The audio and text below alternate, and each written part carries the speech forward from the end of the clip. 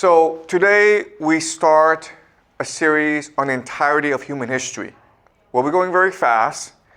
And again, what's important is for you to understand the concepts. And so if there are ideas you don't understand, it's very important that you raise your hand, challenge me, and ask for clarification. So we start off with the dawn of humanity. And this is Charles Darwin.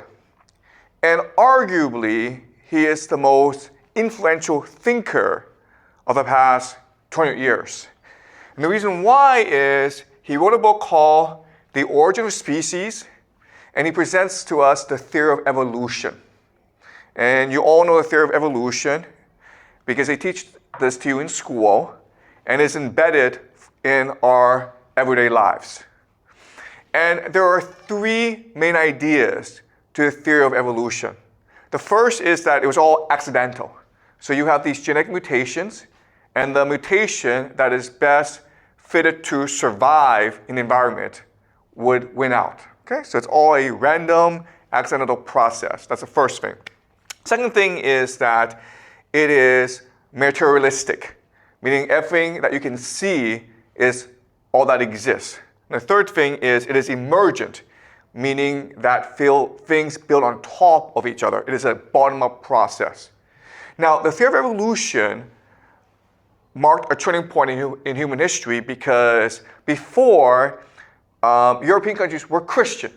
And Christians believed that there was a divine God who created us. And as such, we were all equal before the eyes of God.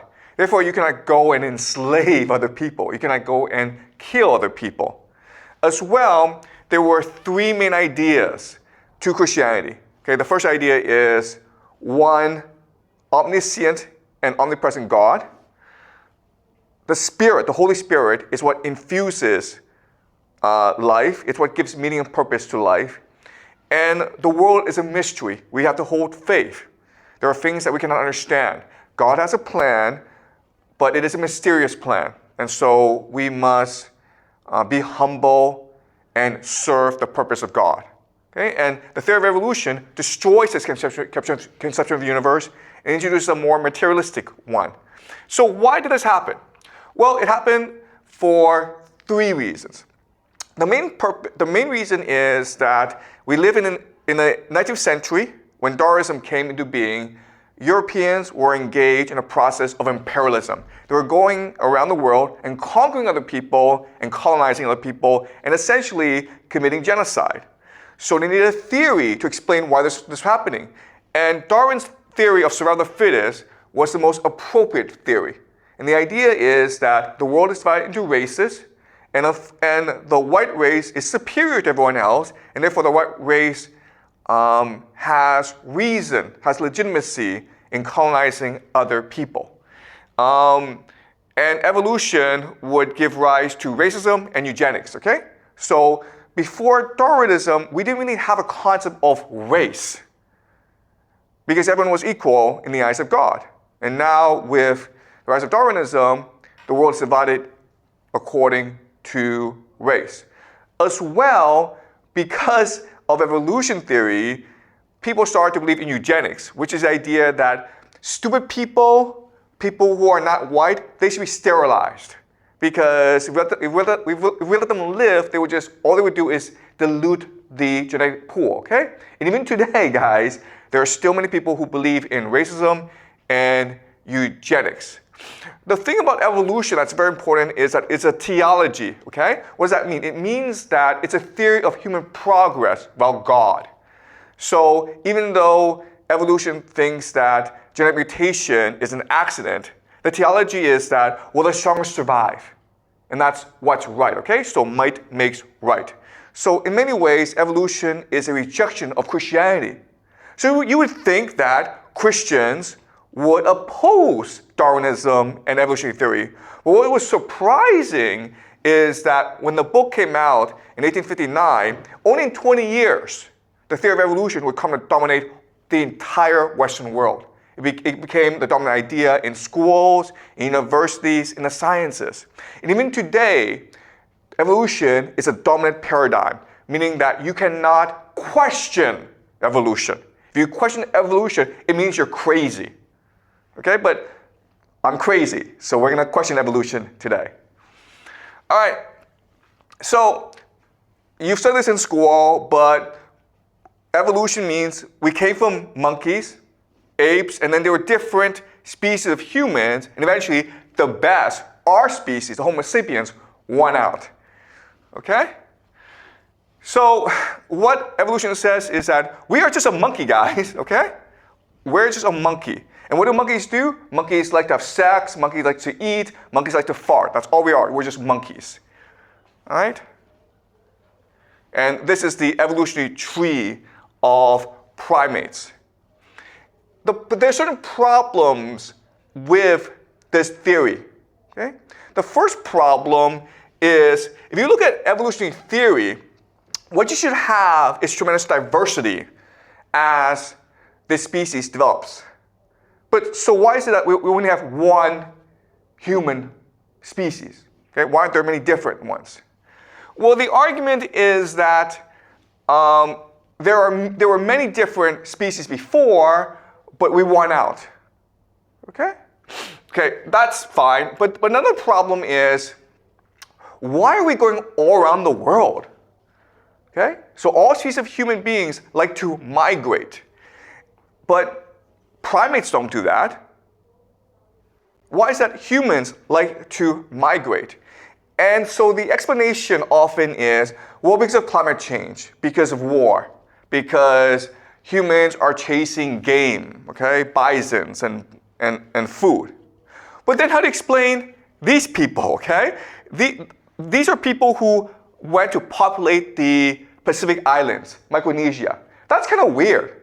First of all, it's really dangerous to go out to the Pacific for months and months, right? Also, like, how do they know that there'll be islands waiting for them in the Pacific?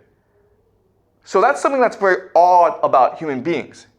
In fact, there are lots of things that are really odd about us that other animals don't do. For example, we're very religious, okay? Okay, so the Neanderthals are supposed to be before Homo sapiens, but as you can see, what we've discovered are these religious ritual sites that where the Neanderthals engage in religious ritual practice. That's kind of weird. What does religion have to do with survival? In fact, you can argue that religion is a waste of time. Why aren't they hunting? Why are they using so much resources and time in building these ritual sites? Okay? Homo sapiens did cave paintings. And these cave paintings, I will show you later on, they're extremely elaborate. As you can see, it's very time-consuming to actually do these paintings. Also, these paintings are in caves, deep inside caves that's very cold, and where there isn't much air. So it's kind of dangerous, actually, to be in these places. But we know that Homo sapiens spent a lot of time in these deep, wet caves drawing these paintings. That's not very utilitarian. Why would we do that? So that's a mystery. Okay? Also, when we drew on caves, we figured out how to make it artistic. So we figured out that red ochre would give us red, yellow pigment on the caves. We also used charcoal to use black. Okay? So we were very creative. We were very resourceful. All right, so we know a lot about the Ice Age because, as you can imagine, during the Ice Age, things freeze over, so they can be easily preserved. And actually, for most of human history, we were in the Ice Age period. Okay, and as you can see, during the Ice Age, the entire world was basically frozen over. So how did we survive? Well, we survived by using the resources around us. Okay, so this is a mammoth. And so they killed a mammoth and they turned the mammoth into a house. Okay? Now the question is, how did they know how to do that? how did they figure it out? And we've been trying for a long time to figure this out. But my answer to you, and this is a theme that I will keep on emphasizing throughout the rest of the semester, is they just knew it. Okay? So let's do a thought experiment. Let's just say that there's 10 of us, and I give you this wall, right? And I say to you, you cannot talk, you cannot communicate with each other. All I want you to do is draw a picture. Now you would think that the picture would be disgustingly ugly. It would be incoherent. But if you actually do this experiment, something weird and wonderful would happen, okay? There's 10 of you, you're not communicating, you don't have a plan, there's no draft, but one of you would draw something, okay? And then the rest of you would see that something, and then you would draw something else, okay? So for example, maybe you draw a sun, then you draw a tree, then that other person draws a mountain, okay? It's almost like telepathy. And that's how we are. If you put humans in a group, they would know instantly how to work together. And they would know how to share ideas together. And so that's the idea I want to present to you. All this stuff is, all this is because of intuition. Okay? No one said, hey, there's a mammoth, let's go kill it for food and for housing and for clothing. But if you walk together and you saw a mammoth, all of you together had the same thought. Oh, that could be a source of food and clothing and shelter for us. And you all knew how to work together. That's the beauty of the human imagination and the human empathy.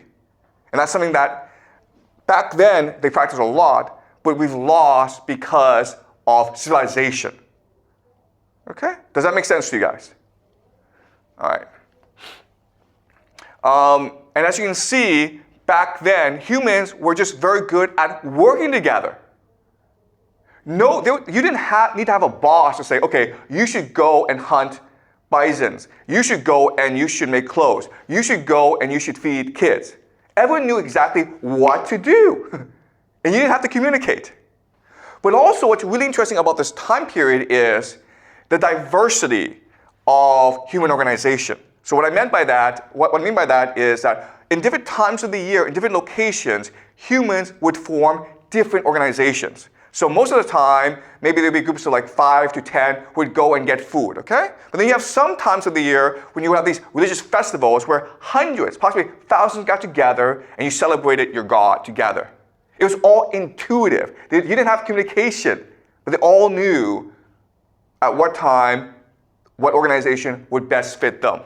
If you didn't like the situation, guess what? You'd go somewhere else and start your own organization. Okay? So early human history, it's a very diverse, very dynamic, very creative period in our lives, even though we've forgotten about it. Okay? And the clearest example of our creativity are these cave paintings that were discovered recently, but which date back 30,000, 40,000 years. Okay?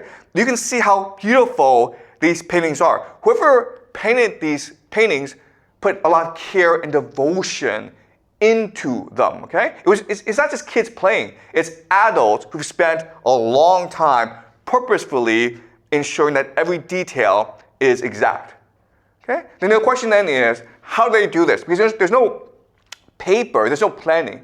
And again, I present to you the idea, the imagination. They dreamt this. They had a dream, they saw the picture in their heads, and they went and drew this in a cave because they wanted to express themselves. They wanted to leave a legacy. They wanted to leave a memory. There's a calling in you to be creative and to be imaginative. Okay? All right. So, and you can see there's a lot of diversity. This is a story, right? Because you have these horses, but then you have these predators, lions. Okay? So this picture is telling a mythology. It's just telling a story of how nature works. Okay, so people are observing nature, and what they see is a cycle of life and death, of destruction and renewal. We're all together. We're all unified. We're all one. It's balance and harmony. And that's why if you were to kill these animals, you also had to commemorate them. Okay, does that make sense? Okay? Because this is a world of balance and harmony. If you kill these animals and you eat their food, you must thank them for their sacrifice by commemorating them. It's the same thing as later on, when humans fight in battles, we build monuments to celebrate those who were fallen, right? Because we want to create balance and harmony in the world. We want to commemorate those who made our lives possible. Okay? So in this world, what matters are these animals, because these animals are what gives humans food and clothing. Okay? Okay, you can see how beautiful these pictures are. Like, do you see how lifelike the animals are? Okay, so clearly, we humans had all this creative potential back then. All right. Okay, this is in Spain, in Altamira. This is a bison, and you can see the red ochre, how beautiful it is. Okay. Okay. And you can see how it's not meant to be realistic. It's meant to be surreal. It's meant almost to be a mythology. There's a story being told in these pictures. We don't know what the story is, but you can imagine that there's a story of life and death, destruction and renewal. Okay, and you can see the struggle of humanity to get food from nature, but also a willingness to celebrate those who have fallen. And there's religious significance to everything, these cave paintings. How do we know? Because this is clearly a shaman, right? What we call a leopard man. This dates back to 40,000 years in Germany.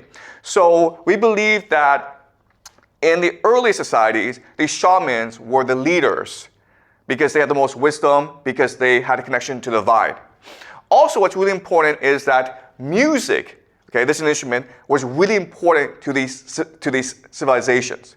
Now, there's a lot of mystery as to how we first spoke. And as I said, actually, we don't really need to speak because we can all understand each other. So why do we speak? Because we want to sing. Okay, does that make sense? Singing, creating music, was a way to express ourselves in the same way as painting was. And music, once you add words, it becomes storytelling. And that's why we created language. Okay? Not for economic reasons, not in order to create a hierarchy, but for creative reasons, to celebrate our humanity together. And these pictures, as you can see, there are religious elements, okay? So you can see how there are two almost bird figures. And back then, the birds signify Mother Earth, okay? So the bird figure is very important. And you can see almost like the bird figures are leading the animals, herding the animals across. So then ask yourself, why are these paintings appearing in caves? Well, for these people, they all believe that nature was connected, right? And the spirit world and material world were connected together. So the question then is, how does the spirit world connect with the material world? Well, through caves, right? Through portals, rivers, caves, mountaintops. And that's why these places were considered appropriate sites for religious ritual. Okay? And that's why you painted these pictures in caves, because these caves, it's almost like you're summoning the spirit of these animals to return. Right? You've killed these animals. How do you get them to return? By calling for them in these caves. All right? So as you can see, it's a complex but a complete mythology of how the world works. And for them, this was very, very real. Okay? And you can see how these shamans would actually turn themselves into these beasts in order to better communicate with them. Okay, because these beasts, these animals, these bisons, were the basis for all life on Earth. If you didn't have them, then you would die off. So you dressed up like them in order to better communicate with them in the spirit world to draw them back. Okay? Okay, so this is another religious depiction. All right, so these cave paintings, there's always three questions associated with these cave paintings. The first is, how are they painting caves? What are they painting, and where and why are they doing this? Okay, and I've explained to you. There is religious significance to what they're doing. They're trying to complete the cycle of life and death. If you kill an animal, you have to thank the animal. Okay, you do that by making a religious sacrifice. Okay, by making a religious ritual. What are they painting? They're painting the story of life itself, right? They're trying to paint a picture of how life works. A cycle of death and life, destruction and renewal. And everything's connected together. The stars, the caves are portals into the spirit world. And that's why you celebrate them, okay? And how are they painting the caves? They're painted together and they're using red ochre and charcoal. What's most important is that because these caves actually lack oxygen, when they're painting these paintings, it's almost like they're in a trance state. Okay, does that make sense? Because you don't have enough to breathe. So it's almost like you're on the precipice, the edge of life and death. And it's almost as though you are actually communicating with the spirit world as you're doing this. So it's all divine inspiration, all divine intuition, okay? So what they believe is that when they paint, they're channeling the power of the spirit world. It's not about us using our experience to paint. It's we are channeling actually the divine when we do so. Okay, and the same thing when we sing or when we tell stories. We're not doing this out of our own will. We are only a portal or a mechanism or a channel for the divine to communicate with everyone else. Okay, so does this make sense? Yeah. Okay. All right. The other thing that's really interesting about these cave paintings is we find symbols inside these cave paintings. So this is Genevieve von Pitziger, who is a Canadian archaeologist. And she spent decades going to different caves in Europe, and she cataloged all the different symbols. Okay? So these are not pictures, they're symbols. And as you can see, there's a lot of them. Okay? So why would they have these symbols? And also what's interesting is, if you think about it, this is a writing system. In other words, they have the capacity to write, but they chose not to write. Why? Because if you think about it, in this world, writing is a corruption, right? When you speak, you're channeling the divine. So when you are writing something down, you're actually counterfeiting the divine, okay? Also, remember that for them, talking is really like singing, right? And you cannot capture music in the written form. So it's almost like a corruption of the song, okay? And also, for them, this is really important, everything is meant to be a communal experience. When you sing, when you talk, when you paint, we do it together. Okay? But when you write, it's a solitary experience. And that's why, even though we humans, from a very, right from the beginning, we have the capacity to write, we chose not to write. Okay, this is really important for us to understand. Writing was a conscious decision. It was not a technology that was invented later on. We just chose not to do it because we thought it was a corruption of the natural world, okay? All right, does that make sense? Okay, so this is these are all the geometric signs of Ice Age Europe. It's very similar to alchemy, okay? Alchemy is trying to figure out the secrets of the universe. So the question then is, where do they get these signs? And the answer, of course, is it came to them in a dream, or they were inspired with these signs. Okay? This is a world of inspiration, of intuition, of imagination. It's not something that's deliberate. They don't plan this out, they don't discuss it. It just comes to them. And when they draw it out, it makes sense to people. Oh, I know what this means. Okay? All right? So let's summarize, okay? Why are there symbols in art? Well, because there's certain abstractions, certain concepts you cannot draw out, right? So for example, energy is a very important concept. Life force, cycle, repetition. Well, then you have to use symbols in order to express these ideas if you want to tell the story, okay? Second is you are trying to visualize the language of the spirit world, okay? So the spirit world is talking to you, but they come to you in images. So you use these symbols in order to express what they're talking about. And when you draw the symbols on a stone, you're making the stone divine and sacred, right? You're storing a memory inside the stone. Maybe something wonderful happened here. Maybe you gave birth to a child here, right? Then you commemorate the stone with a symbol. Okay, does that make sense? Okay? So why you're doing this is, well, first of all, you're trying to bring beauty to the world. That's why we humans were created, right? To make this world a more beautiful place, a more imaginative place, to celebrate the divine. We're showing God or the spirit world or the underlying soul of reality, okay?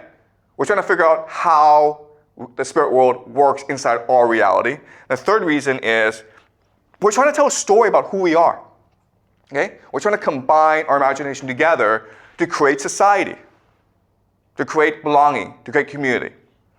Okay? Does that make sense? Yeah? Sorry. So you said about human trying to connect with the divine spirits, right? So do they consider... Okay, sorry. So let me clarify, okay? This is really important. We're not trying to connect with the divine spirit. Why? Because the divine spirit is all around us. We coexist with the divine, okay? Everything around us is divine. But what we're trying to do is we're trying to be in harmony with the divine. Okay. Okay, do you understand? Yeah. Okay? Because in this world, there's no separation between the material and the spiritual. It's all one world together. The spiritual is all around us. But there are certain things that we do in order to reconcile our existence with the spirit world. For example, when we kill an animal, we need to commemorate the animal through paintings and through songs. Okay, does that make sense? Yeah. Okay. Does that answer your question? Yeah. Okay, good, okay. All right. And even today, we still do this, okay? So let's see examples. This is graffiti, okay, street art. But you can see what's happening where this is Spain, and you can see how beautiful this is, okay? It's the same concept as the cave paintings, where we're trying to give meaning to our community. We're trying to tell a story of who we are, where we came from, and where we're going, okay? And it's designed to build a common imagination. Okay? No different from the cave paintings. We still do this today. And this is another example. And you can see different communities might have different focus. But you can see how the painting, what it does is it unifies the imagination of the people. Okay? So for this community, what matters is the family. Okay? So the matriarch, the mother, is the cornerstone of this community. And that's what you do with this painting. Okay? You can see how beautiful these buildings have become because of the paintings. So that's what art does. Art gives purpose, meaning to our world. All right?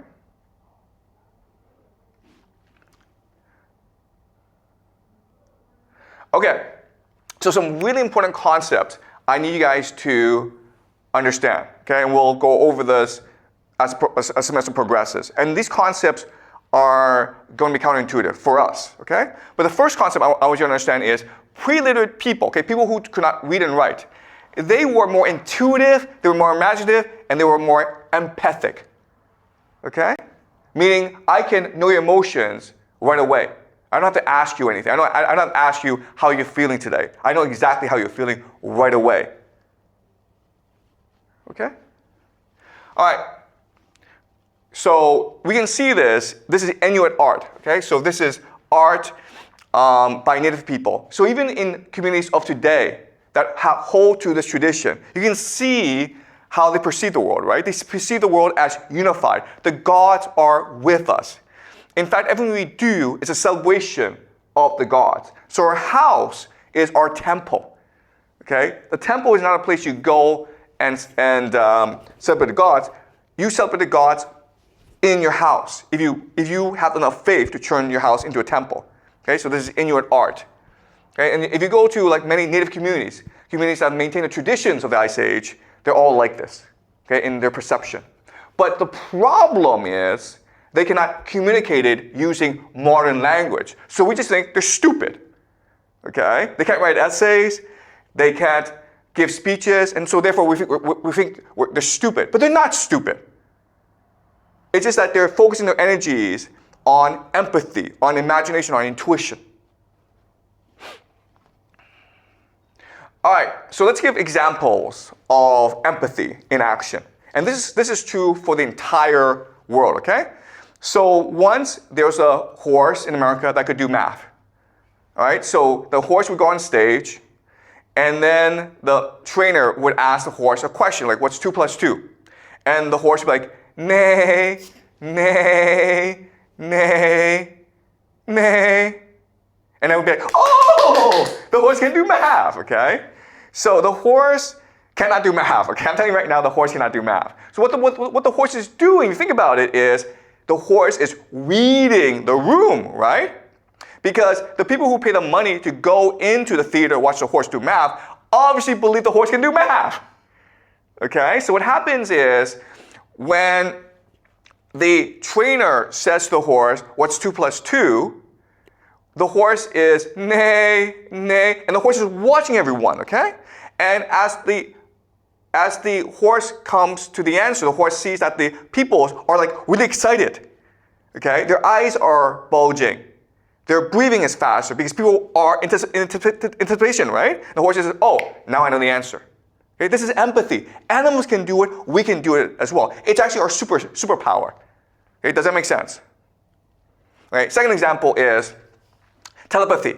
So in America right now, there's a very popular podcast called the Telepathy Tapes. You might have seen it, you may have heard of it, okay? The idea is that kids with autism are able to read the minds of their parents. Guys, I'm telling you right now, kids, the autistic kids cannot do that. They do something else, okay? So let me tell you a story of how they do this. In China, there's also a similar case where a mother in the countryside, okay, so she's not educated, she has no money, but her son is autistic. It's an autistic boy, doesn't really speak, cannot make eye contact, okay? Lots of issues, cannot go to school.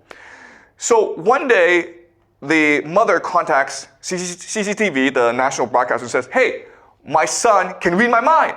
And, you know, these are TV people. So like, okay, this will make a good documentary. So they fly all the way down to this village, this poor village, and the mother is, you know, doesn't speak great Chinese. So they have to film this process, okay? So what happens is the boy is put into a room by himself. And then the mother is given a number, okay, like maybe 5. Then the mother goes and asks the boy, please read my mind. And the boy says, you saw the number 5. And it's pretty amazing. And of course, it's not really believable. So this documentary team spent days and days to figure out what happened. Okay? Finally they brought in artificial intelligence, AI. What the AI figured out is it's the pitch of the voice that gives the answer. Okay? So the mother is saying, read my mind. Read my mind, okay? And the difference in the pitch, there's a different number in that pitch. But the problem is, it's so subtle that only the boy can hear the difference in pitch. We humans, ordinary humans, cannot hear the difference. And so the documentary crew confronted her and says, listen, the AI, our artificial intelligence system tells us that what you're doing is you're cheating. You are using pitch to give signals to your son. Is that true? And the mother is like, yes, I'm sorry. Yes, it's all a lie. We're poor, my son is autistic, I want my boy to go to school. I want my boy to get professional help. And that's why we devised this scheme in order to trick you so we can get some television coverage, and then maybe we can get some donations, maybe some people will help us, okay? And that's why we did this scheme. And so that's it. But think about this. Think about how amazing it is that the two together were able to devise this scheme, right? Think of how amazing it is that they were able to devise a scheme that was so creative that it tricked people. Only an artificial intelligence system could figure the system out, okay? So this mother is not educated, but she loves her son, and she wants the best for her son. So she figured out what her son's special ability is, pitch. She's able to hear different sounds, and devise a scheme to make full use of the son's ability. Okay? So that tells us the power of the human imagination if we truly love someone. Okay? So they created a hidden emotional language together, which again is amazing. And it's something that you will see when two people actually love each other. They will create their own language that only they can understand. All right, and the last example is some cooperative painting, right? So we discussed this where if I put 10 of you in a room and I give you a blank wall and I ask you to draw, the pictures you're going to create are going to be pretty amazing, okay? You're not allowed to speak, you're not allowed to cooperate, you're not allowed to plan it ahead, but I guarantee you, when the 10 of you get together and you start drawing together, you will draw a great picture. And the reason why is not because you want to draw a great picture, it's because you all want to help each other. You don't want to let each other down, okay? Because of cooperation, because of empathy, you want to be at your very best. You want to be at your creative best. That's the secret to creativity, okay?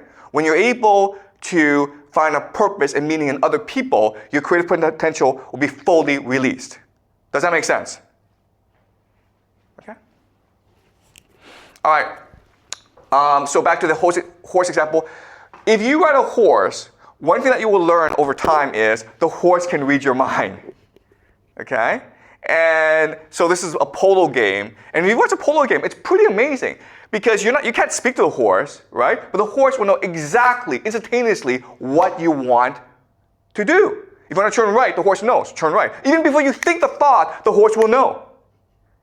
Okay? And this is why, throughout human history, warriors on horseback were the greatest warriors. They were invincible. Why? Because what happened was, basically, the man had 4 legs, okay? Because in these nomadic societies where people fought on horseback, they were born on horses and they were riding horses since they were early or since they were young, and so they developed this emotional connection with the horse. So the horse knows exactly what you think even before you think it, okay? And there are lots of examples like this. If you have a dog, you know that dogs have telepathy, right? So you go away for a week, and when we come back, the dog is waiting for you at the door. Then the dog knows you're coming back. That's the emotional connection. That's telepathy, okay? So telepathy exists, but it's an emotional connection. There's no way that I can actually read your mind, but I know how you feel, even at long distances. Okay? Does that make sense? All right. Another important fact about human beings that is not really understood is we are obsessed with being creative and expressing ourselves. That's who we are. Okay? We are the imagination, personified, manifested, made tangible, made visceral. Okay? But we are imagination itself. Our imagination is resilient and will always find a way to shine. Okay? So you may know of people who lose a sense, right? So if you can't see, your hearing improves. Or these people are deaf, okay? So they can't hear, but then they're able to see much stronger, okay? And they use sign language to communicate. And one thing that I've noticed in China is that when I go to restaurants, now and then there'll be groups of deaf people communicating with each other. They're always happier. In fact, they're the happiest people you will ever meet in China. And it's not because they're doing sign language, it's because deaf people have a deeper emotional intelligence. And so when they're together, they're able to communicate emotionally, and that brings tremendous joy and comfort to them. Okay? Does that make sense? All right, let's give another example. This is the greatest composer, one of the greatest composers in human history, Beethoven. His music is startling. Okay? His music is extremely famous. Problem is, he was deaf. That's kind of strange. How is it possible for you to be deaf, yet at the same time compose some of the world's greatest music? The answer is he saw the music. Okay? The music came to him in dreams and was able to see the picture. Okay? Because what is music? Music is vibrations, right? So, but they're like vibrations, they're waves, right? So you can actually see for yourself a movie of vibrations. And the more symmetrical these vibrations are, the more beautiful the music is. Does that make sense? So because he saw the music, he was able to create music that was unique in human history. Others hear the music, but he saw the music and it turned into a movie, okay, of movement. All right. This is John Milton. He wrote Paradise Lost. Problem is, he wrote it while he was blind, okay? How did he do that? Because he heard the songs, okay? He turned Paradise Lost into a musical, into music. So he actually didn't need to speak it out. He just heard it out, okay? So he had secretaries who wrote out whatever he sang out. And that's why when you read Paradise Lost, it's actually like music. It's beautiful. It's probably the most beautiful poetry ever composed in the English language. So you can see how resilient the human imagination is. If you want to express yourself, you'll find a way. Okay? It's all about will. Do you really want to express yourself? Because if you do, you'll always find a way. Okay? All right. So this is another lesson that you will learn this semester. We are socialized into mundanity. Our true selves are divine. Okay? You're normal, you're boring, you're not talented because you believe what others tell you. Okay? Society does not want talented people. Society does not want interesting people. Society just wants robots and slaves. So schools, companies, organizations socialize you into mundanity. Okay? Into nothingness. But if you look at your true self, it is divine. Now I'll give you examples of this. A lot of people have Alzheimer's. So what literally happens is they're losing their minds. And this is a self-portrait of an artist who documented himself losing his mind. So when he was first diagnosed, he drew a picture of himself, okay? And then a year later, he drew another picture of himself, and on and on and on. As you can see, by this time, he's completely lost his sense of being, okay? So you can use this picture as a metaphor for Alzheimer's, and you can see for yourself what it means to lose your mind. But there's another way to understand this picture, which is what's really happening is that the artist, he's shedding his artifice. He's shedding his clothing and revealing his true self, okay? What Alzheimer's is losing your socialization. Because you're losing your ability to speak. You're losing your ability to verbalize your ideas. You're losing your ability to communicate with others. And what's left behind are three things. First is your spiritual desires. So a lot of people with Alzheimer's, for whatever reason, they go to church suddenly.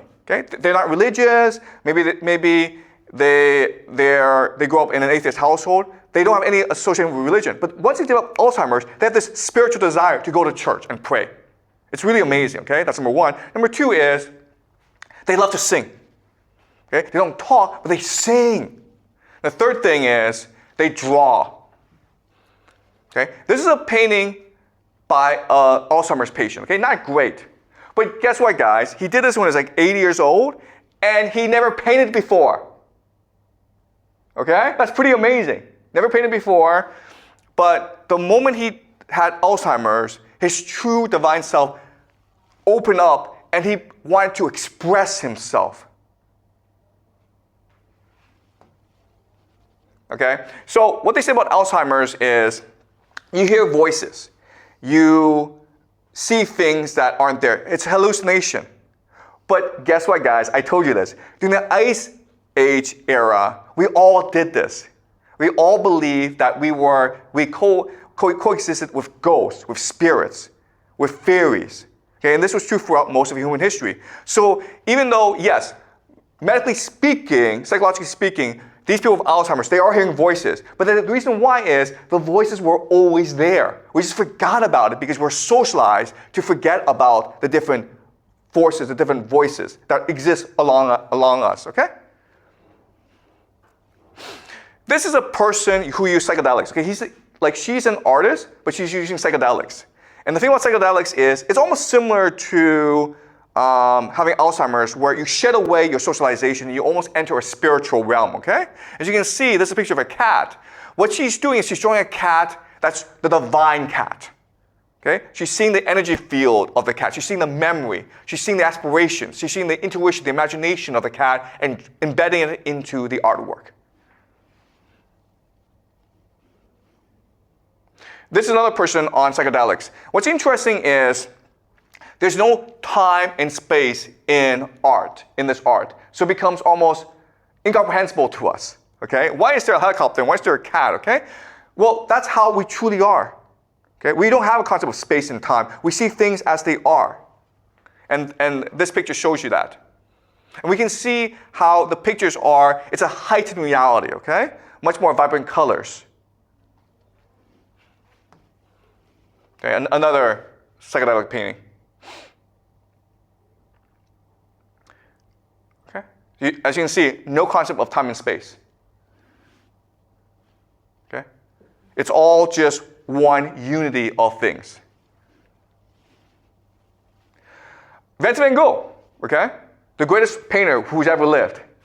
His paintings are utterly unique in human history. This is Starry Night, and this is Sunflower, okay? But you can see how he has shedded away his socialization. He doesn't care how this is communicated to other people. All he cares is about the picture itself. Okay, so it glows with life. All right, so let's summarize the concepts that we've learned, okay? So you've been brainwashed into thinking certain ideas about who we are. They're not true. The first myth is we humans are driven by material desires. Okay? So why do we want, so what do we want? We want a lot of money. Okay? We want to pass on our genes. We want to marry a lot of beautiful women who are young, and so they can give us a lot of babies because we want to pass on our genes. Okay? And we want to maintain our status. All we care about is power. Okay? Fundamentally, we humans are fundamentally imagination. And we care about three things. The first is we want to express our religion through art, music, and rituals. We want to know where we came from, why we're here, where we're going. Okay? That's who we really are. That's the first thing. Second thing is we are diverse and want to differentiate ourselves. Okay? We want to stand out. We want to be different. We want to be creative. The third thing is we are curious and want to explore. And that's what explains why we go everywhere. Okay? This has been true throughout human history. We may not have documents saying that we were traveling, but we were traveling because there's always some of us who want to go and see a new world, even though it may not exist. That's who we are fundamentally. So don't believe people when they say, oh, okay, you just care about money, you just care about power, you just care about sex. That's not who we are.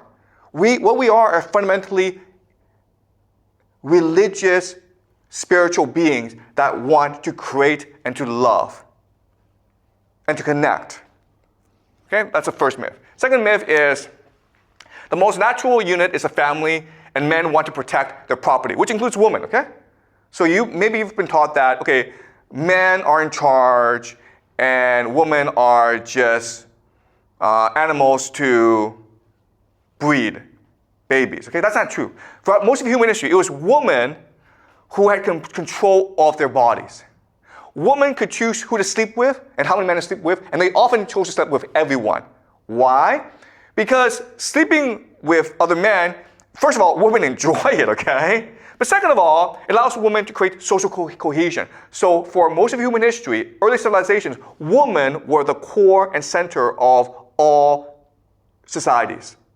And the third thing is, there's actually a strategy in sleeping with many different men because now everyone is responsible for raising a child. Does that make sense? If I'm the father and I know exactly who my children are, then I'm going to protect my children and discard everyone else, okay? But if no one knows who the fathers are, everyone's responsible for taking care of every single child. And that's the best strategy that they can have, okay? Because that ensures that every child becomes successful. Okay? Does that make sense? Okay, so the second myth that we will discuss later on. Third myth, humans follow the iron rule of nature, survival of the fittest. Okay, that's what you're taught by Darwin. That's what evolution is. But that's wrong, okay? Throughout most of human history, humans cared for each other. We were compassionate, empathy, right? We believe that every creature has divinity, and those who are weakest have the most divinity. That's why when we kill an animal, we still thank the animal, because we're all part of the same life cycle. All right?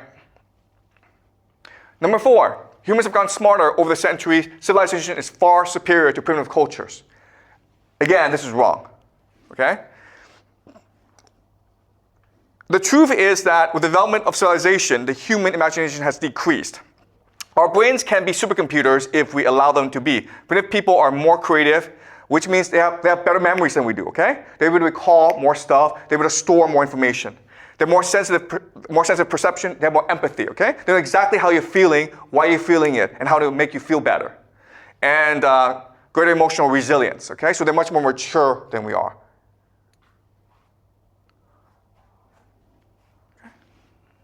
Number 5, we evolved from apes. The truth is that we are uniquely imaginative and we can choose our own evolution.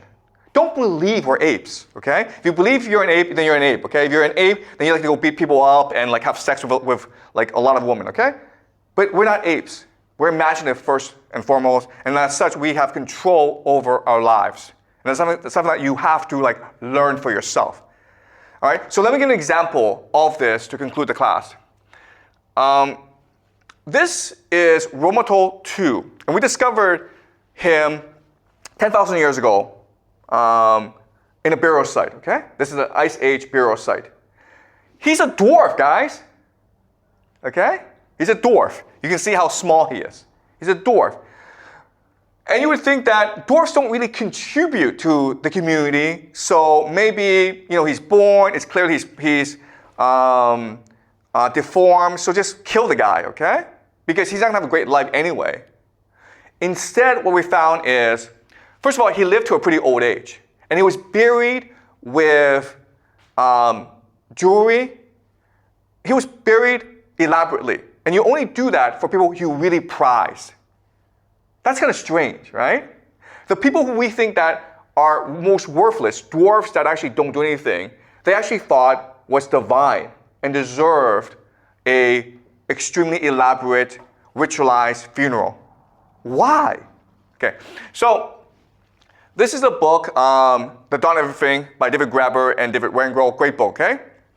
So what they say is this: when archaeologists undertake balanced appraisals of hunter-gatherer burials from the Paleolithic, they find high frequencies of health-related disabilities, but also surprisingly high levels of care until the time of death and beyond, since some of these funerals were remarkably lavish. This is an amazing idea to think about. But if you were deformed, if you were ill, they didn't throw you out. They spent a lot of time to take care of you, even though from their perspective, it was a waste of time and energy, because you're going to die anyway. So why would they do that? Well, there are 3 possibilities, okay? The first possibility is it's really about maintaining cosmic balance and harmony. Everything is a cycle. Meaning what? Meaning we're all part of God. And if you suffer, then we have to make you better, because we're all part of God together. Okay? So the concepts are unity of all, as above, so below. Set a good example to others. Okay, so that's the first possibility. Second possibility is, because this is a pre-literate society, people have a stronger sense of empathy and morality. So they didn't want to see others suffer. Okay? And the third possibility is they appreciate diversity and difference in a way we don't anymore. Okay? Our entire school system is designed as survival of the fittest. If you can't do math, goodbye, you're worthless. If you can't get 100 on a test, goodbye, you're worthless, okay? But back then, they saw difference and diversity as gifts from God, right? So if you're a dwarf, it meant you had something special to offer. If you're strong, yeah, you can go hunt animals and you can protect the family. But if you're a dwarf, it meant that you might have something else to offer. And if we just celebrate you as someone who has something special to offer, then you can offer it to us, okay? And often, what they could do is, well, they could probably sing better, they could probably tell better stories, they had more wisdom, they had more intuition, their connection with the divine, okay? And that's true even today, where The best storytellers, the best musicians are often those who are marginalized from society. Those who are strangers, those who are outsiders, those who society persecutes. They probably have greater imagination, greater intuition, greater empathy. And today, we don't celebrate these things, but back then, they did celebrate those things. So if you were different, if you were deformed, if you were ill, they saw you as blessed rather than cursed. And that's what we've forgotten today. Okay? All right, so that's it. This is just an introduction into the entirety of human history, okay? We're going to go pretty fast. Any questions? Yeah. So would you say that because you made the examples using, you said Alzheimer's, autistic people, so would you say that people with cognitive disability in like modern age are like closer to the divine, we're returning to the divine by abandoning our cognitive so-called the logic and everything that the civilization is? Would you say that makes us closer, would bring us closer to the divine? Yeah, good question, okay, yeah. So, first of all, we're all connected to the divine, but we just choose to forget we're connected to the divine, okay? Why? Because society, mass society, needs you to be obedient, needs you to be a machine, needs you to work to be obedient, okay? So the entire point of school is to separate you from the divine. Why? Because at an early age, you're removed from your parents, okay? And in school, you're taught all sorts of like really strange knowledge, like 1 + 1 = 2. Like who cares 1 + 1 = 2, okay? But you're taught this is what matters. And before, we would just let kids run around nature and learn resilience, learn courage, learn creativity, okay? So the entire point of society is to brainwash you or remove you from the divine. But there's certain members of society who can't be removed from the divine because we don't want them, right? So kids who are autistic, kids with disabilities, kids who are just different, okay? Once you discard it, they actually return to the divine. Does that make sense? Yeah, so it's like, for example, a lot of people develop cognitive disabilities after a lot of, like you said, being put into schools, being kind of limited by the civilization. Would you say that in that circumstance, by developing or be given a cognitive disability, we're actually reconnecting with the divine? Okay, yeah, okay. So let's clarify, okay? So in China, in the United States, everywhere in the world, we're seeing a massive surge in mental illnesses, right? So depression, eating disorders, suicidal tendencies, anxiety, fear. Okay, so I mean, like it's just an explosion these past 20 years, especially with the advent of mobile phones, social media, the internet, okay? So kids' lives suck, okay? So why are kids so miserable? And the answer is that when you're born, you have an automatic connection with the divine, okay? So, and as you lose this connection, you grow more and more confused, which leads to anxiety and doubt. And over time, if this confusion is not addressed properly, then it will lead to depression, okay? So another simple way of saying this is we crave human connection. We crave knowledge of the divine. We crave purpose and meaning in our lives. But the social media system has created this fake system in which you are in prison, our imagination is in prison in pursuing activities that absolutely have no purpose, right? So on social media, all you care about is likes. How do I get my friends to like me, okay? So you do sorts of silly things like, I don't know, post pictures of you dancing in Hawaii or whatever, even though it gives you no meaning, okay? So what's happening is, before we cared about what makes us happy, and now we care about what we think would make other people happy, okay? And that's not who we are. Okay? Once you lose that connection to the divine, then you can only get lost. So if you deny your intuition, if you deny your emotions, then you'll just become more and more miserable. Okay? Does that make sense? Okay? Like the strong empathy that you just mentioned, I thought that I'm curious where the strong empathy come from because I usually thought that our empathy is shaped by the socialization and social norms by the society. Yeah, actually, that's a really good question. Okay, so empathy just means our connections with others. Okay, and this is something we're born with. So a mother is born with an emotional connection with a child, right? And a child has an emotional connection with a mother. And over time, as this connection grows, their empathy develops. And this empathy almost becomes telepathic, so that even if the child is in school and the child is bullied, the mother is washing her clothes. She's like, I don't feel right. Maybe I should call the teacher and ask how my child is doing, okay? Okay? So that's what empathy is. Empathy just means a natural emotional connection that we're all born with. But it's entirely possible, and we know this from our society, to break that connection by sending the child off to school, by having a child online too much, by having a child watch television too much, okay? Breaking that emotional connection. And once the emotional connection is broken, remember, empathy, we crave empathy. We crave emotions more than we crave food. So it's as though we're becoming zombies almost, right? If you don't have empathy, if you don't feel connected with other people, it's as though you become a zombie. You don't have any direction, you don't have any purpose, you don't have any meaning in life anymore, and that's what leads to tremendous depression, okay? Does that make sense? So we are not socialized into empathy, we are socialized out of empathy. We're born into empathy. Okay? All right. Great questions, okay? Any more questions? Okay, great guys. So I will see you next time, all right? We'll continue this next time, okay? So I'm just introducing these concepts, but we'll expand them and use more examples and learn more about human history from this framework. All right, okay? Thank you.